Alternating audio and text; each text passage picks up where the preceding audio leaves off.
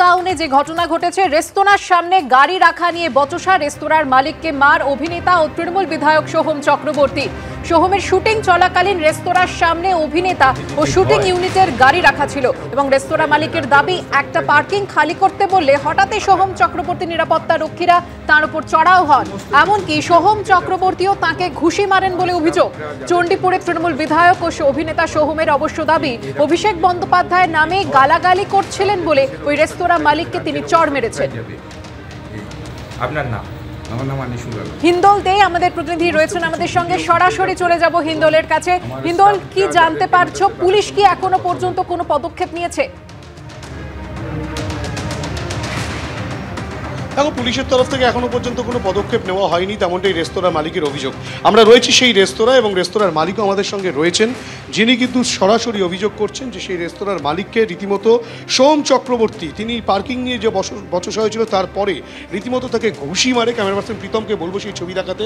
রেস্তোরাঁর মালিক, তার কিন্তু চোখের তলায় এখনো পর্যন্ত কালশিটে পড়ে রয়েছে, তাকে ঘুষি মারে, থাপ্পড় মারে এবং তারপরে তাকে লাথি পর্যন্ত মারা হয়। সরাসরি কথা বললাম আনিসুল আলমের সঙ্গে। ঠিক কী অভিযোগ রয়েছে, কে মার? সোহম নিজে আমাকে মেরেছে। উনি কিছু না বুঝে বলছে ক্ষমতার দেখবি পাওয়ার কি হয়, এখানে নিজেকে আত্মরক্ষার জন্য ইউজ করছে। অভিষেক ব্যানার্জিকে নাকি আমি কুটু কথা বলেছি, গালিগালাজ করেছি, এটা একদম মিথ্যা। আমার রেস্টুরেন্টে এসছেন অ্যাজ এ গেস্ট, ওনার কোনো কমার্শিয়াল ডিল ছাড়া ওনাদেরকে আমরা শুটিং অ্যালাউ করেছিলাম। পার্কিং নিয়ে ঝামেলা হয়েছে আমার স্টাফদের সঙ্গে, ওনার সিকিউরিটির, আমি ওটা মিটিয়ে আমি এই রাস্তা দিয়ে যাচ্ছি। একজন ওনারই স্টাফ আমাকে বলছে আপনি জানেন কি সোহম হচ্ছে অভিষেক ব্যানার্জির বন্ধু। আমি একটা কথাই বলেছি, উনি অভিষেক ব্যানার্জির বন্ধু হোক বা নরেন্দ্র মোদীর বন্ধু হোক, তাতে আমার কিছু যায় আসে না। আপনারা এইটা নিয়ে ঝামেলা করুন না। আমার আজকে ফ্রাইডে গেস্ট আসবে, এরকম যত ঝামেলা করবেন খারাপ পজিশনে যাবে। আমি এখান থেকে যখনই আমার রেস্টুরেন্টের দোতলায় উঠতে যাচ্ছি, সেই সময় সোহম নিজে এসে কিছু না বুঝে আমাকে এইখানে একটা ঘুষি মেরেছে, এইখানে আংটির দাগে ওনার কেটে গেছে। সঙ্গে সঙ্গে হাত জোর করে বলেছি এরকম করবেন না, আগে শুনুন কি হয়েছে। বলছে পাওয়ার দেখবি বলে এক লাত মেরেছে ওখানে। ওইখানে আমি এইখান থেকে ছিটিয়ে পড়ি। আমি দেবো আমার টেকনিক্যাল পার্সন এলে।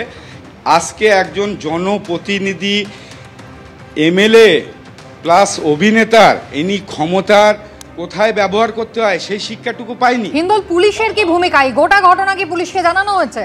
কথা বলছে কালকের মধ্যে রেস্টুরেন্ট বন্ধ করে দেবো। আমি চাইছি উনি রেস্টুরেন্ট বন্ধ করুক। ওনার যদি পাওয়ার থাকে, এমএলএর পাওয়ার যদি খাটায়, একজন জনসাধারণের ভোট নিয়ে আজকে উনি এসছেন বিধানসভায়, কোথায় উন্নয়নমূলক কাজের সঙ্গে যুক্ত থাকবে কিনা, উনি গুন্ডাগিরি করছে। ওপেন হুমকি, আমার এই ক্যামেরায় সব কিছু রেকর্ড হয়, আপনাদের মিডিয়াতে দিয়ে দেবো। ওপেন হুমকি দিচ্ছে রেস্টুরেন্ট বন্ধ করে দেবো, দেখ কি করি। পুলিশের ভূমিকা নিয়ে কি বলবেন এই ঘটনার? পুলিশ যখন টেকনোসিটি থানায় আসেন, ওনারা অ্যাকচুয়ালি এই সম্পর্কে জানতেন না, আমাকে ডেকেছিলেন, টোটাল ঘটনা শুনলেন, শোনার পরে আমাকে বললেন ঠিক আছে আপনি যান, আমরা দেখছি কেসটা। কাগজের মধ্যে লিখিয়ে নিয়েছিল আপনাকে যেটা বলছিলেন কাল? না, ওনারা অ্যাকচুয়ালি বলছে লিখিত অভিযোগ। দেখুন পরিষ্কার কথা, আমরা সাধারণ লোক, আমি একটা ব্যবসার মাধ্যমে আছি, উনি জনপ্রতিনিধি প্লাস উনি ক্ষমতা দেখাচ্ছেন। আজকে এনি টাইম আমাকে হুমকি দিতে পারে, আমার রেস্টুরেন্টের ক্ষতি করতে পারে ওনার নিজের ভাবমূর্তি বজায় রাখার জন্য। কিন্তু হ্যাঁ, সোহমবাবুর মধ্যে যে শিক্ষা আমি বলবো নেই। লিখিত অভিযোগ করেছেন কি করেননি? রেস্তোরাঁ মালিক লিখিত অভিযোগ করেননি? বন্ধু হতে পারে, আমি অভিষেক ব্যানার্জিকে রীতিমতো শ্রদ্ধা করি। আচ্ছা, এই ঘটনায় কি আপনি এখনো পর্যন্ত লিখিত কোনো অভিযোগ করেছেন?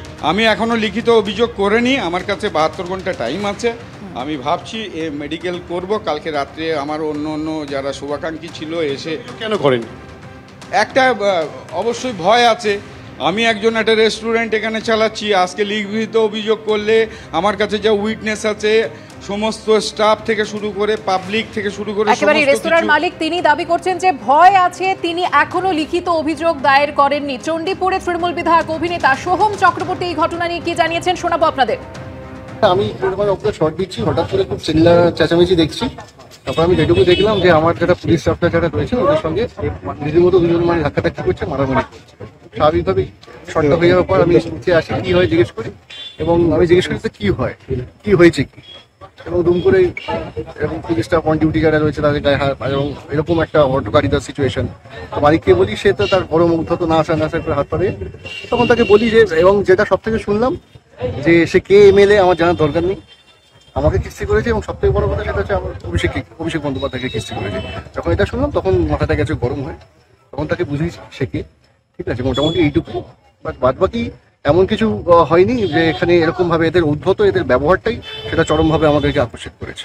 দাদা আপনি নাকি তাকে মারধর করলেন, মালিককে এমনটাই বললো তিনি। হ্যাঁ, সে তো করেছি, দেখো গালাগালি করবে উল্টোপাল্টা ভাবে, ঠিক আছে, এবং সর্বোপরি অভিষেক বন্দ্যোপাধ্যায়কে নিয়ে গালাগালি একটু নামা। হ্যাঁ, সেটা তো মানা যায় না। যাই হোক, মোটামুটি করেছি, 4টে চর মেরেছি, একটা রাস্তা মেরেছি, করেছি। টিভি পর্দায় ক্যারেক্টার অনুযায়ী হয়, কিন্তু এক এক সময় সেটা যাই হোক, টিভির পর্দাটা অন্য একটা সত্তা, কিন্তু আলটিমেটলি তো এন্ড অফ দ্য মানুষই, আমাদেরও ইমোশন আছে, আমাদেরও সবকিছুই আছে। তো দ্যাটস ইট, তার প্রতিফলন হয়েছে। কোনো অভিযোগ কি করবেন? ছোটখাটো বিষয় লোকাল থানায় জানিয়েছি, অফিসাররা এসেছিলেন, তো তাদেরকে নিয়ে গিয়ে তারা ইনভেস্টিগেট